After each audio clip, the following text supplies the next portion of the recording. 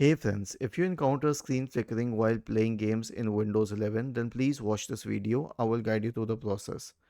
Search for Device Manager in the Windows search bar and open Device Manager. Okay, now expand the list for display adapters. Right click on the first one and update drivers. Right click on the second one and update drivers. If this doesn't help, then right click on the Start button. Select Settings from the menu. Go to the System tab on the list on the left hand side. Select Display, scroll down, select the graphics, and then Advanced Graphics. And if this switch is on, turn it off. And if that doesn't help, then return to System, go to Display, and then change the scale and the resolution, both of them. Was this helpful? If yes, then please subscribe to the channel.